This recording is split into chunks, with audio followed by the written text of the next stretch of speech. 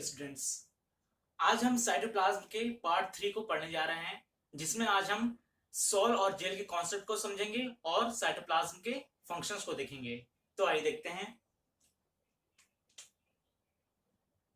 Sol and jail concept.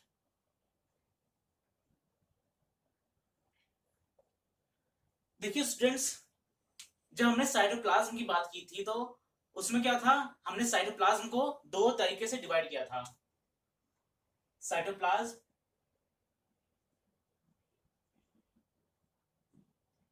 जिसका एक पहला पार्ट था जो साइटोप्लाज्मिक मैट्रिक्स था, साइटोप्लाज्मिक मैट्रिक्स, जिसे हम साइटोसॉल भी बोले थे। Okay, cytosol. और इसका दूसरा पार्ट था साइटोप्लाज्मिक स्ट्रक्चर्स। ठीक, अब साइटोप्लाज्मिक स्ट्रक्चर में क्या था, सेल ऑर्गेनेल्स था और सेल इंक्लूजन था। ठीक, अब देखिए साइटोप्लाज्मिक मैट्रिक्स में हमने क्या देखा था, इसमें भी दो तरह के सॉल्यूशंस होते हैं। ठीक,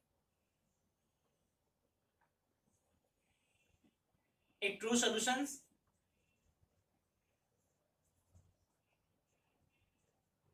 और दूसरा कोलाइडल सॉल्यूशन। ठीक,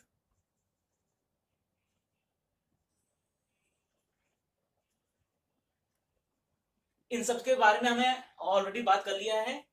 अब देखिए क्या होता है कि अब ये जो कोलाइडल सॉल्यूशन है, इसको भी दो फॉर्म से हम लोग डिवाइड करते हैं। इसके भी दो तरह के फॉर्म्स होते हैं, एक हो गया सॉल और दूसरा हो गया जेल। ठीक, देख सकते हैं कोलाइडल सॉल्यूशन के भी दो फॉर्म्स हैं, एक सॉल है एक जेल। अब आइए से एक सेल को ड्रॉ करके देखते हैं क्या होता है। जैसे मान लीजिए कोई सेल है,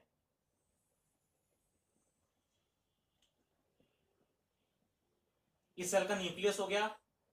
अब इसके बीच में जो पार्ट बचा है, ये जो रीजन देख रहे हैं आप, वो है साइटोप्लाज्म। ठीक, सेल मेम्ब्रेन और न्यूक्लियर मेम्ब्रेन के बीच में जो पार्ट है वो है साइटोप्लाज्म। ठीक, अब देखिए क्या होता है कि जो जो हम बोल सकते हैं जो साइटोप्लाज्मिक मैट्रिक्स या साइटोसोल इस प्लाज्मा मेम्ब्रेन की तरफ होता है, जो पेरिफेरी की तरफ है। ठीक, इस तरह से देखिए कुछ अरेंज होता है।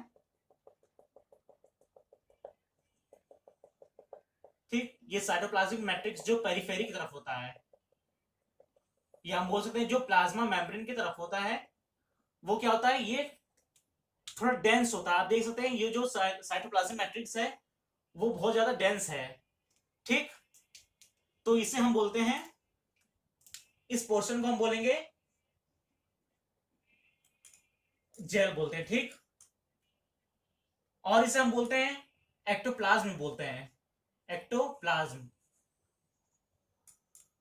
और इसका दूसरा नाम है कॉर्टेक्स। तो अब ये पोर्शन देखते हैं, ये देख सकते हैं पूरा ये पोर्शन इस तरह से डेंसली होता है, डेंस होता है पूरा। तो इस पार्ट को हम बोलेंगे, पूरे पार्ट को ये जेल होता है। ओके, या तो हम इसे एक्टोप्लाज्म बोलते हैं। और देखिए इसमें ये मोर विस्कस होता है, मोर, यहां लिख देते हैं मोर विस्कस। मोर विस्कस मतलब विस्कस मतलब क्या होता है, गाढ़ा। तो हम क्या जानते हैं कि इसमें जो जो जेल होता है वो थोड़ा रिजिड स्ट्रक्चर होता है। ठीक, अब ये देखिए, अब ये कुछ पोर्शन आप देख सकते हैं यहाँ पे, पहले इस तरह से पूरा ये होता है, ये पूरा डेंस इस तरह डिस्ट्रीब्यूट होता है डेंसली। अब देखिए ये कुछ पोर्शन आप देख रहे हैं, ये अगर हम इससे कंपेयर करें जेल से, तो यहाँ जो लिक्विड पार्ट ज्यादा होता है एज कंपेयर टू जेल। ठीक, बोल सकते हैं जो न्यूक्लियर मेम्ब्रेन के चारों तरफ इस तरह से लेस डेंस होता है ये पार्ट। ठीक, तो इसे हम बोलेंगे सॉल। अब इस पार्ट को हम बोलेंगे सॉल। ये हो गया सॉल। ठीक, जो न्यूक्लियस की तरफ जितने भी पोर्शन आप देख रहे हैं वो हो गया सॉल, और जो प्लाज्मा मेम्ब्रेन की तरफ है, जो पेरीफेरी की तरफ है, वो हो गया जेल। तो हम बोल सकते हैं साइटोप्लाज्मिक मैट्रिक्स को दो तरह से डिवाइड किया गया है, एक सॉल पार्ट हो गया, एक जेल पार्ट हो गया, ठीक। अब देखिए सॉल में क्या है, इसमें वाटर ज्यादा होता है, तो हम लिख सकते हैं मोर लिक्विड, ओके। अब इसे हम बोलते हैं, एंडोप्लाज्म, ओके। ये हो गया एंडोप्लाज्म,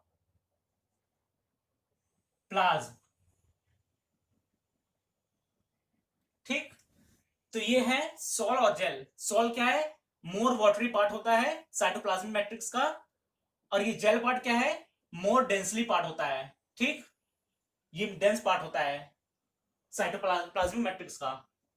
अब देखिए क्या होता है कि ये जो सॉल और जेल है, ये एक दूसरे में कन्वर्ट भी हो सकते हैं, सॉल जेल में कन्वर्ट हो सकता है, ये सॉल जेल में कन्वर्ट हो सकता है, और जेल सॉल में भी कन्वर्ट होता है, तो ये इंटर कन्वर्टेबल होता है। अब देखिए इन्हीं के कन्वर्ट होने से एक दूसरे के सूडोपोडिया का फॉर्मेशन होता है, ठीक। हम जानते हैं कि सूडोपोडिया क्या है, एक फॉल्स फिट बोलते हैं इसे, एक तरह का फुट लाइक स्ट्रक्चर होता है जो प्लाज्मा मेम्ब्रेन से बनता है, ठीक। और ये देखिए, ये इन दोनों के कन्वर्ट होने से ही सूडोपोडिया का फॉर्मेशन होता है। अब देखिए इस सेल के थोड़े से पार्ट को हम लेके यहां से देखते हैं। मान लीजिए प्लाज्मा मेम्ब्रेन है, ठीक। ये हो गया जेल पार्ट हो गया, ओके, जो कि मोर डेंस होता है, ओके।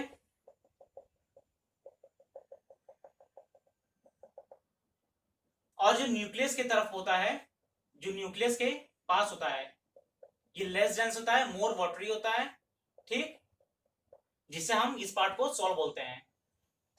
अब देखिए क्या होता है कि मान लीजिए कोई सेल को कोई सब्सटेंस लेना है अपने तरफ, मान लीजिए कोई सब्सटेंस है, अब ये सेल के अंदर आना चाहता है, तो क्या होगा कि आप ये जो पोर्शन देख रहे हैं जो जेल है, अब ये जेल किस में कन्वर्ट हो जाएगा, सॉल में। तो देखिए अब ये कन्वर्ट हो गया, अब ये कुछ पोर्शन जेल का सॉल में कन्वर्ट हो जाएगा, ओके। ये हो गया सॉल में कन्वर्ट। अब क्या होता है कि अगर जो सॉल होता है उसमें वाटर ज्यादा होता है, तो वाटर का नेचर क्या होता है, वो फ्लो करता है, जो वाटर होता है वो फ्लो करता है। तो फ्लो करने से क्या होता है, वो प्लाज्मा मेम्ब्रेन को एक फोर्स देगा, एक प्रेशर देगा इस तरह से, जिससे कि ये प्लाज्मा मेम्ब्रेन इस तरह से आउटग्रोथ हो जाता है प्लाज्मा मेम्ब्रेन का, ठीक। और हम बोल सकते हैं इस तरह से जो प्लाज्मा मेम्ब्रेन है वो बल्ज हो जाता है, एक उभार आ जाता है इस तरह से, ठीक। अब इस शेप को मेंटेन करने के लिए अब जो सॉल था अब वो फिर से जेल में कन्वर्ट हो जाएगा, ठीक। इस तरह से देख सकते हैं ये जेल में कन्वर्ट हो गया। अब जेल में क्यों कन्वर्ट हो गया, क्योंकि जेल क्या करता है, वो सेल के जो शेप को मेंटेन किया रहता है, क्योंकि जेल होता है वो थोड़ा रिजिड होता है अगर हम सॉल से कंपेयर करें। तो ये फिर देखिए जेल में कन्वर्ट हो गया।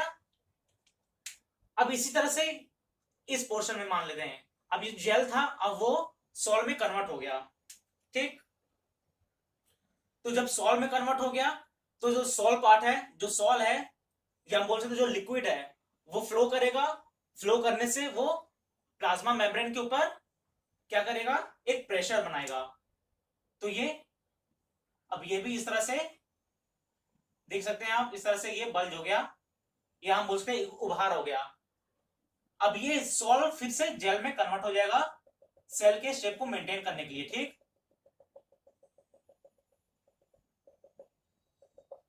अब फिर से यही प्रोसेस होगा, सॉल्व जेल सॉल्व में कन्वर्ट होगा और सॉल्व जेल में कन्वर्ट होगा। तो इस तरह से आप देख सकते हैं ये सब्सटेंस इस तरह से आ जाएगा अंदर।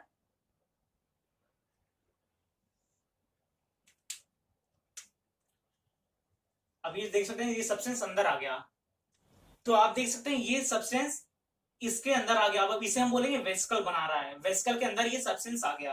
अब देखिए नेक्स्ट पार्ट में क्या होता है, नेक्स्ट स्टेप में अब इस तरह से ये प्लाज्मा मेम्ब्रेन हो गया और ये वेसिकल बना दिया, ठीक। अब इस वेसिकल के अंदर ये सब्सटेंस आ गया है,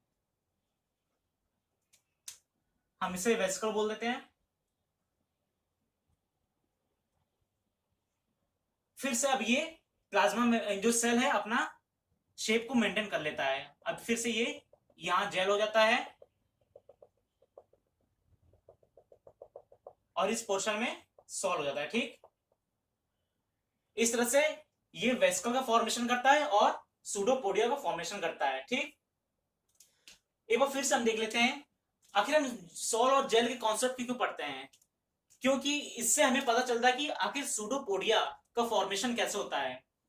तो हम जानते हैं कि सूडोपोडिया कहां बनता है, ये जो अमीबा होता है उसमें हम देखते हैं कि जो सूडोपोडिया का फॉर्मेशन होता है जब उसको कोई भी सब्सटेंस इनगल्फ करना होता है, जो भी सब्सटेंस वो लेता है अंदर, तो वो सूडोपोडिया के ही थ्रू लेता है। और सूडोपोडिया का फॉर्मेशन इसी सॉल और जेल के एक दूसरे के कन्वर्ट होने से ही होता है। हम बोल सकते हैं कि जो सॉल और जेल आर इंटर कन्वर्टेबल, ठीक। अब बात करते हैं साइटोप्लाज्म के फंक्शन के बारे में। तो सबसे पहला फंक्शन क्या है इसका, it is the store house for it is a store house of raw materials, ठीक।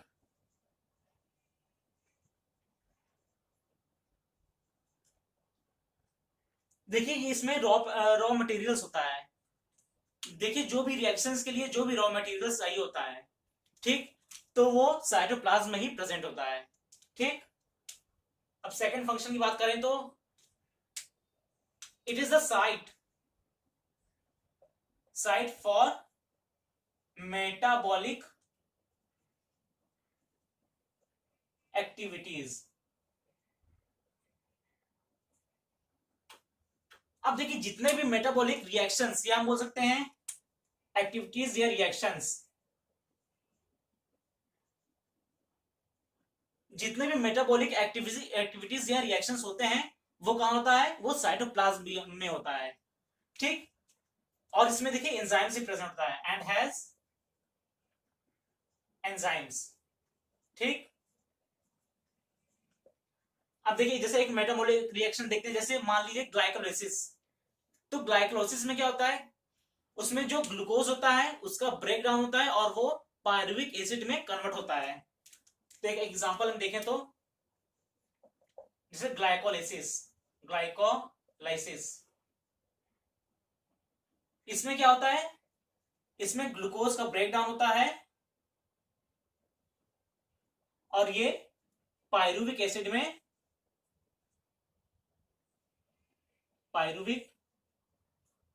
कन्वर्ट हो जाता है, ठीक।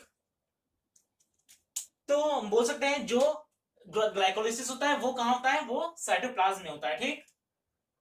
और इसमें इसको कन्वर्ट होने के लिए कुछ एंजाइम्स की भी जरूरत होती है जो साइटोप्लाज्म में ही प्रेजेंट होता है।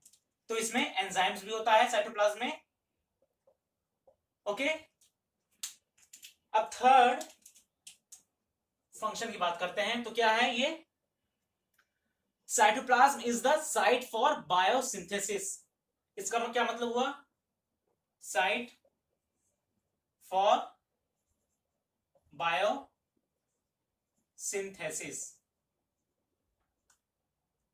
मतलब जितने भी कार्बोहाइड्रेट्स हुआ, प्रोटीन्स हुआ, फैट्स हुआ या लिपिड्स हुआ, सब साइटोप्लाज्म में ही फॉर्म होता है। सबका सिंथेसिस कहां होता है, वो साइटोप्लाज्म में ही बनता है, ठीक। अब इसके फोर्थ फंक्शन की बात करें तो cytoplasm helps in distribution of substances.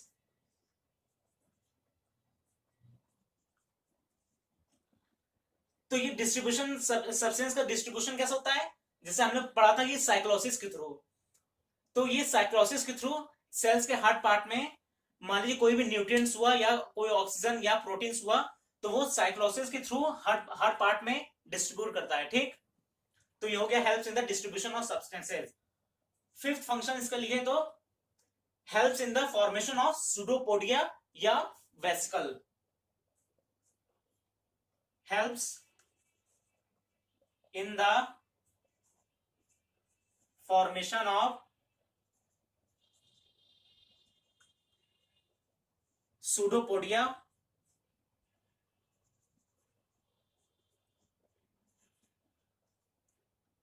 और बोल सकते हैं वेसिकल्स, ओके, वेसिकल फॉर्मेशन। जैसे कि हमने अभी देखा था इस तरह से सूडोपोडिया बन रहा था सेल्स में और ये कोई भी सब्सटेंस को इनगल्फ कर रहा था, ठीक।